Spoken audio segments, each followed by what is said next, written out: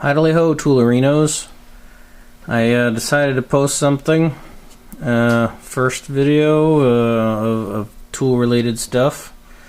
So we all know what a auto wrench is, at least most of the people whom I think are ever going to watch this anyway. This is what you think of when you think auto wrench, right? Pretty typical. Have you ever seen one like this? Now, I'm sure some of you have, but it just struck me as kind of funny.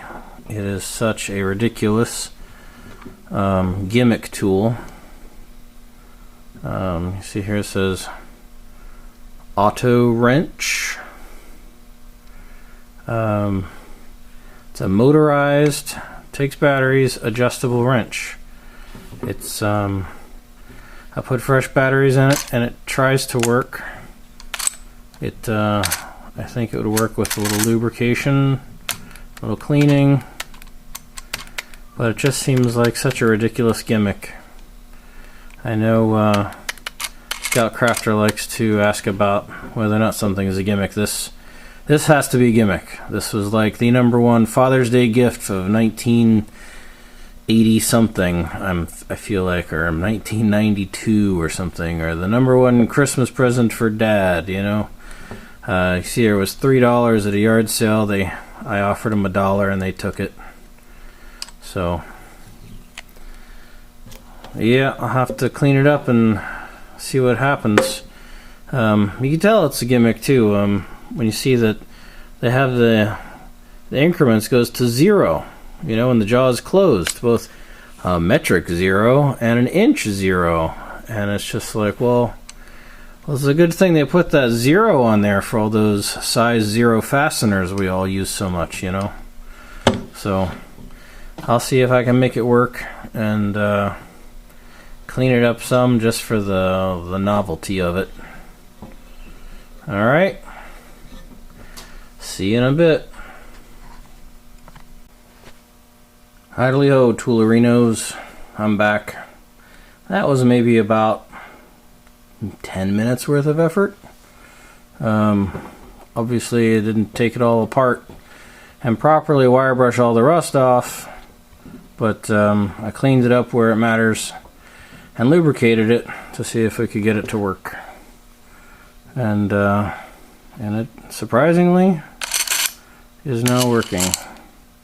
It didn't take much to get it to work. You can see it still sounds a little gravelly when it's opening, but it does work. Yeah.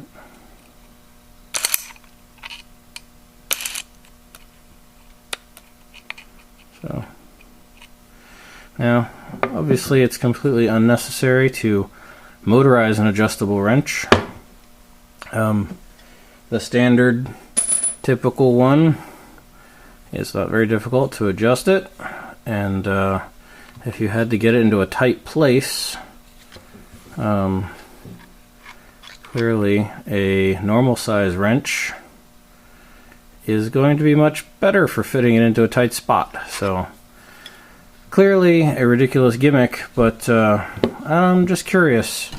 Wonder how popular these were, or if there's anything similar on the other side of the pond. You know, was in the great tool making tradition in Sheffield, England, or somewhere else.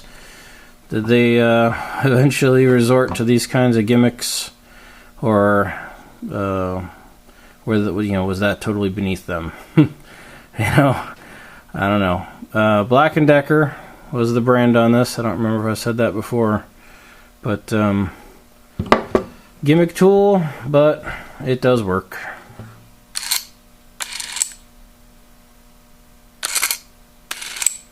All right. Thanks for watching. Bye.